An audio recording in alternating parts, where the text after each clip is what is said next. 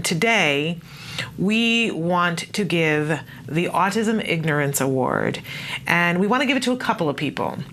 We'd like to start by giving it to Nicole McVeigh. She is a 5th grade teacher in Goodrich, Michigan, and last November, she had an event happen in her classroom where an 11-year-old who has an autism spectrum diagnosis got himself trapped headfirst in his chair. This apparently took place during an indoor recess period. And Miss McVeigh found it amusing. I don't doubt, as a former teacher, that there was an amusing element of it for her. We can hear her giggling on the videotape that she made of the boy trapped in the chair. The boy was obviously distressed and crying, and she found it amusing enough that she thought she would videotape it and asks him some questions about, well, how did this happen? We hear her say on the videotape, and you can find it, it's all over Facebook the last couple of days. We hear her say, would you like to get tased? Now, a lot of us were really offended when we heard that. We now understand that this is a phrase that they use in their classroom where they take 2 fingers and they tickle someone on their sides to help them to get over feeling anxious, and they call it being tased. First of all, that's really a very irresponsible phrase to use in a classroom where you have someone with an autism spectrum diagnosis. It's a phrase that's used by the police, and that is a really, really irresponsible thing to be teaching children, that there is something good about being tased, all right? We could end the conversation there and say you really shouldn't be laughing at a child who is stuck and disturbed, and you really shouldn't be teaching children a term that really goes with something quite unpleasant that's used by our police force, that is something being tickled, right? We could stop and leave it there. But again, she felt the need to videotape it. At one point while she's videotaping, the principal is heard to be laughing about it too. She says that maintenance has been called, that they're going to come and remove the chair, and the principal laughs and says, well, this really isn't an emergency to them. And the videotape stops shortly after that. That would be the end of the story, probably, except that the teacher then decided to show the videotape to everyone else that was in the class, and then emailed it to several of her colleagues and friends. Now, there are a lot of things that you can say, and there are a lot of people who are defending this teacher, and I want to give them the Autism Ignorance Award too.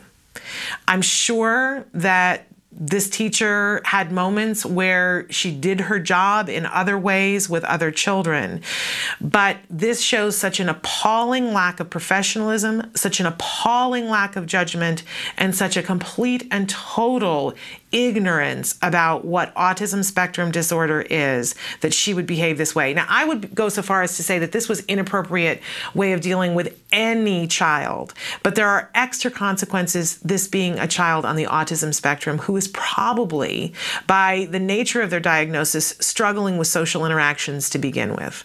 I have an 11-year-old who is in 5th grade, and if this happened in my child's school to any child, I would be outraged. Now, the teacher is defending herself, saying she saw this as a teaching opportunity. Well, I'm an ex-teacher, and I believe in teaching opportunities, Miss McVeigh, but never is it a teaching opportunity when a child is distressed and you decide to make fun of them and to videotape them while you're making fun of them.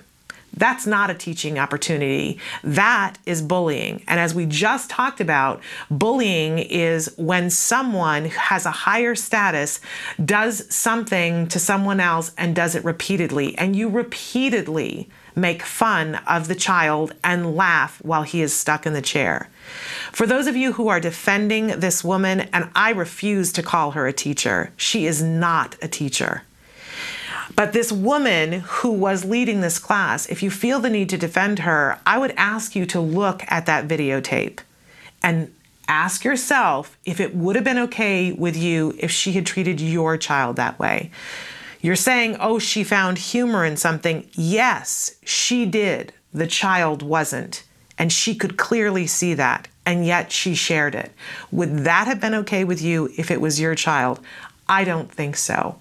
She is now on administrative leave The principal, by the way, once this videotape was shared, and the teacher did share it with her colleagues, and it was some of her friends or colleagues who turned her in to the school district and said, this is not okay. I want to applaud them for having the courage to stand up to one of your colleagues or friends and say, this wasn't right.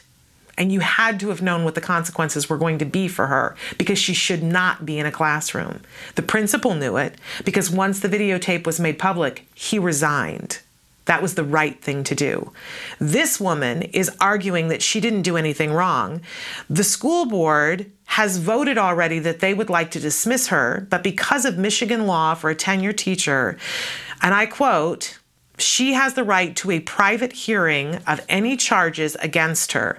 The district is obligated to respect that right and will not discuss specifics of this case. So she's on administrative leave with pay during this period of time while they go about ensuring that she loses her tenure status and is fired. If you're defending her, I would ask you to dig deep within your soul and ask why. Watch the videotape, see for yourself what it is that you're defending. I'm not saying that this woman has only done bad things, but clearly, she should not be in a classroom.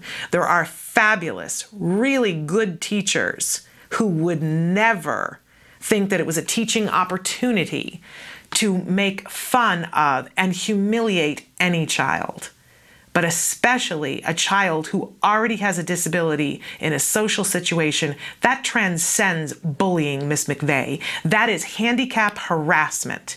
You will lose your job. I count on this school district to go through the process that they have to do while you sit on your happy butt and get paid after behaving this way. And if for some reason the school district can't fire you, I will assure you I will come and picket myself. I'm a busy woman with things to do, but I will come and picket because you have crossed the line.